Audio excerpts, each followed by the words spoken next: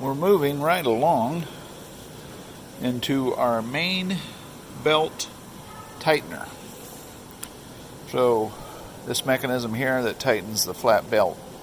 We've got all the hardware cleaned up, and we're going to install new bearings so that we can get ready to install the big pulley, which is down there on the rear beater, and the main belt that runs all the thrashing mechanism. So we have everything cleaned up and painted. I'm going to get this properly adjusted.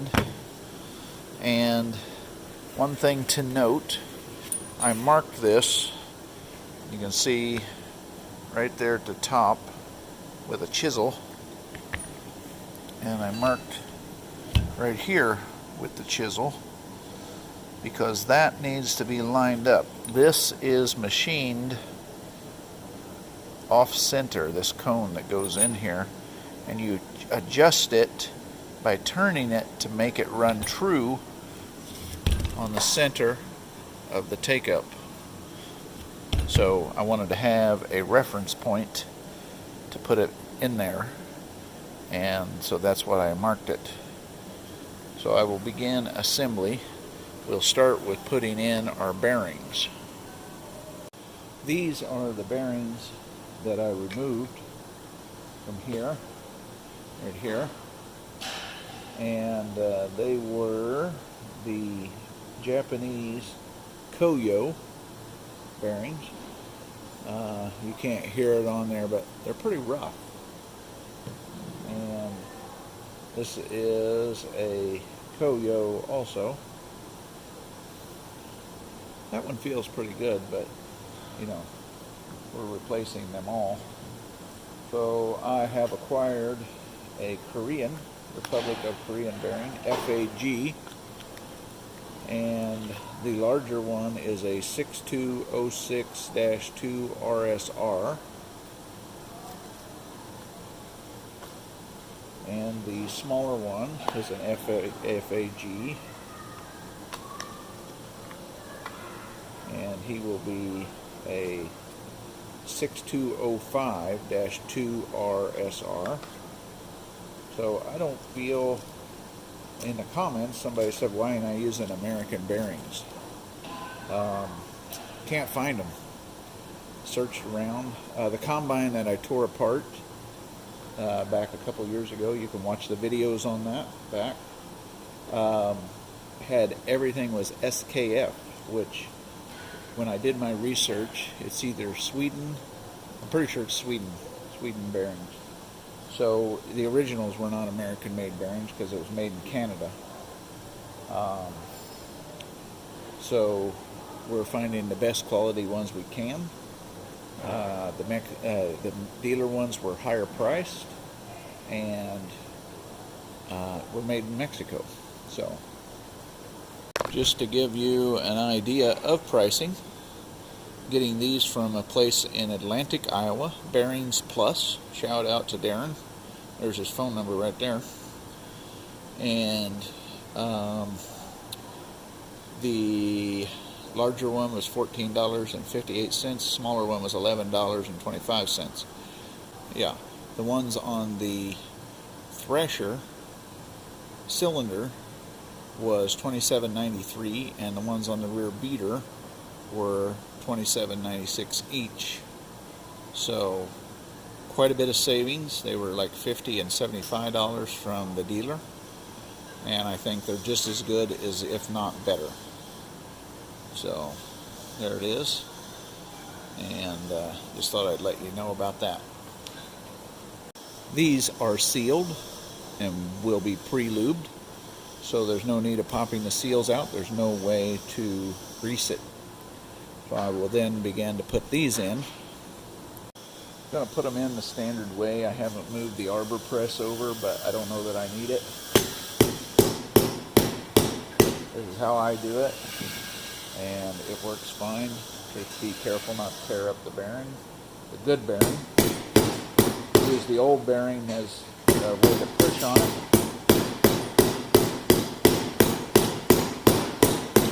There it is. Good as new. I can check on the back side. We're bottomed out. In there, we're up against the wall. And now we'll just repeat it on the second one. We will use the old one and put it in the same way. So I'll get back with you when that's done. All right, that's fully seated, and we're ready to move forward with putting the assembly together. This assembly goes together really smooth when everything is cleaned up. I don't know if you can see that. That is like perfect machine fit right there. So I'm happy with that. I went ahead and just put some regular grease on here because I want it to come apart. But this particular area is just setting in there with nothing around it. So I thought I'd put some grease on there to keep the from rusting. There's nothing that it touches. So we should be ready now to put that in there. And it cleans some of it off.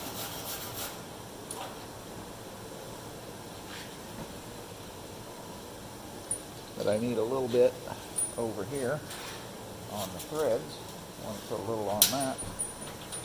And then we'll work on tightening that down. So that will be protected in there. I'm also going to put some here when we put it into the arm. But the goal is just to keep the corrosion down, and later on if we have to take it back apart for some reason. So now I will put the washer. This washer goes on first. That goes against the race of your piece. And then the lock washer.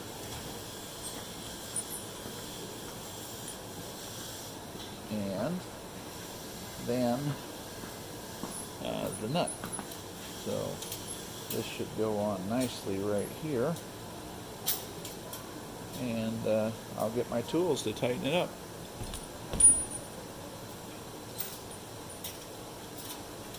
So that nut, I went and double checked on the 540 I own. I have the small one behind it and the lock washer and then the nut, and confirmed in the parts book. 1¼ wrench holding it on the back side.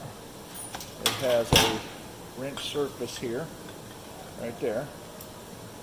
And so I'm going to use an impact on it and see if we can't tighten it down.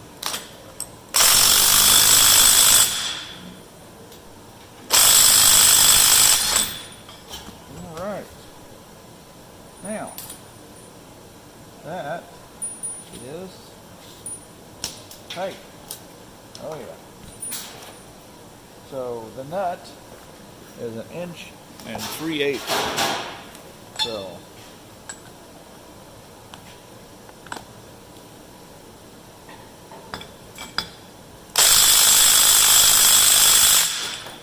I think we're good there. So that is reinstalled, and we're ready now to get it orientated on the arm. Alright, now we're going to get ready to attach the arm. I want to put some grease on this because we are probably, once we have it running, we are probably going to need to adjust it for tracking. You have to forgive the noise. Timothy's working on his drain cleaner that he's going to rebuild and sell. And that's what I'm doing here, and then we'll get ready to put the arm on. This comes back to where I marked it with a punch, or a chisel, I'm sorry, a chisel. So you will see I got it setting on. The shaft is going to turn quite well, and to the best of my ability to line up this mark I made and this one, because that'll give me a reference point where it was when we started the disassembly. We have our hardware all cleaned up. And then we will be able to get that all in the right orientation. Oh, it's moving. Have to get the wrench under here. Moving my mark.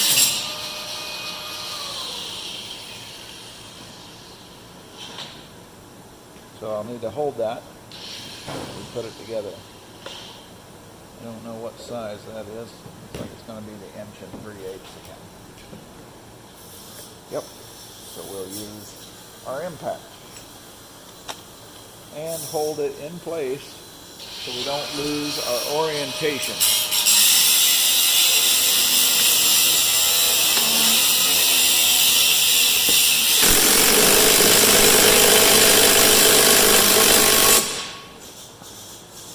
There we go. Pretty well lined up with our marks. We got some grease in the threads, so that should be good. And now we should be ready to get it up in the combine and get ready to install it. We're going to put the arm, it goes right into the bell housing, back in there. There's a special bolt that holds it in that we got to get in. And then this will go, boy that turns nice with those new bearings. This will go up when we get it the proper distance and engage the main thrashing belt. So now we're going to work in here putting the mechanism back into the machine. This is the screw arm retaining bolt. It goes into the bell housing. It has a special thing. There was a groove on that shaft. So that goes up under here into a special hole to be tightened. We have the arm installed. There's the retaining bolt. You have to make sure and have the lock washer on it because we tried it without the lock washer. The book does not show a lock washer, but then this was tight and would not freely travel. And this must freely travel. So now we are ready to hook up the arm that adjusts it, and then we can put our big pulley on and our belt. Now we're working on our arm that goes into the cab. This all here goes into the cab, so we have to do some cleaning here on these parts and prepping. We do have this ready. You'll notice that this bolt over the years shows a little bend from when you pull it over center. I don't know if you can see it on camera or not, but we're going to put this is our spring. It gets measured on compression in there. We'll put that in here, and then this will go in here, like so. Get the right orientation. There we go. Like that, have it up. And then that goes in there. And 2 of these nuts go on the bottom right here. And then 2 after it goes through the arm with the pulley on it. So we'll get these prepped.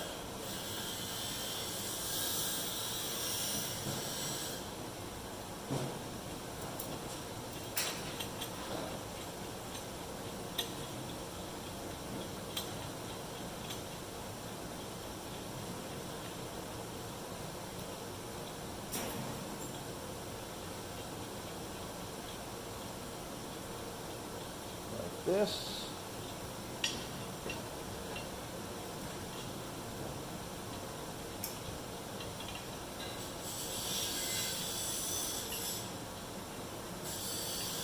Hopefully this is in frame for you.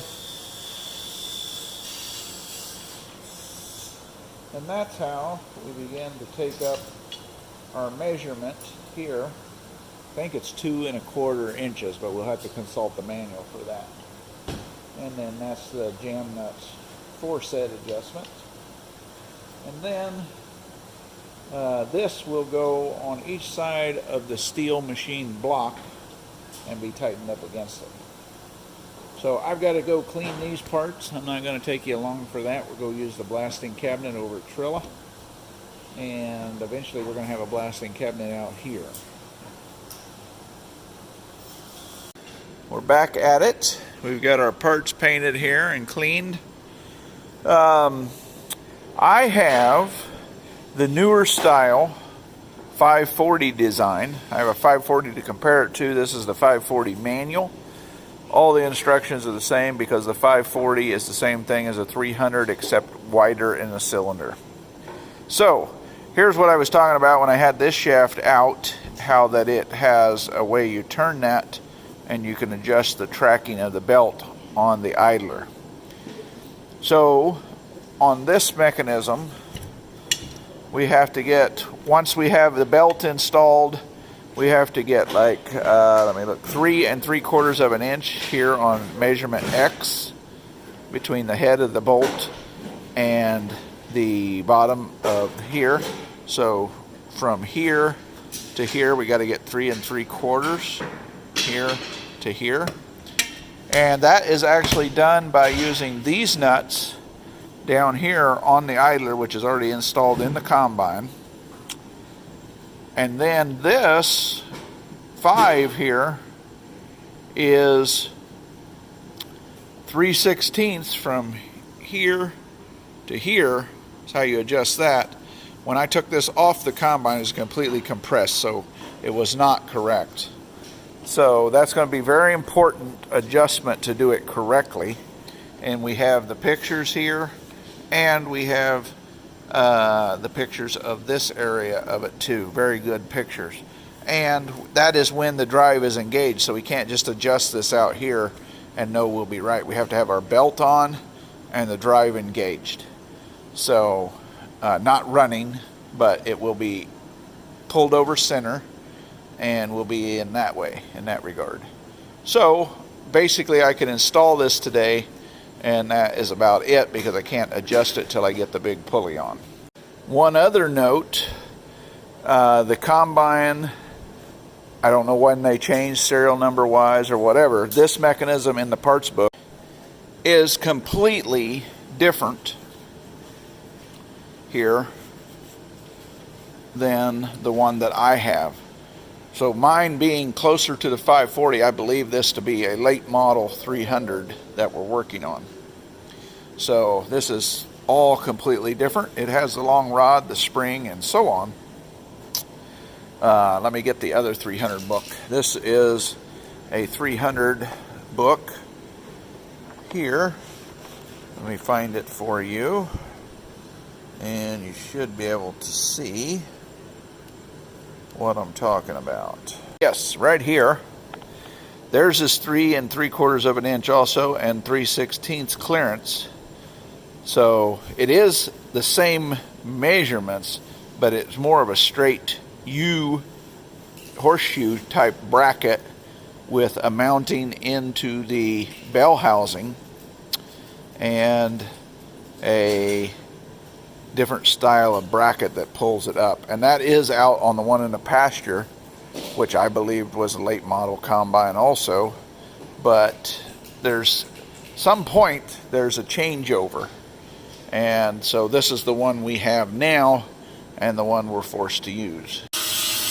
Alright, we have our lever back installed. I didn't videotape a lot of this. I've got it all in finger tight, if you will. Cotter keys. Got my 1/4 inch bolts here. I got to tighten all this. And then this goes back there into the bell housing. Now there's nothing that retains that but a cotter key right there. That cotter key, I don't know if you can see it or not, goes in there, comes out there, and then we can reach around, and as you can see here, the pulley will go up and you cam over center. Of course, we cannot adjust our spring there yet because we don't have the belt on. So now it's time to make everything permanent. I've checked my manuals, 540 manual, and other manuals and pictures and video to make sure I'm getting everything back correctly. So now it's time to make everything permanent and tighten it up, and that will pretty well conclude the belt tightening installation, belt tightening idler pulley. Alright, everything is in permanently. As stated, we cannot set that yet, but we're getting closer.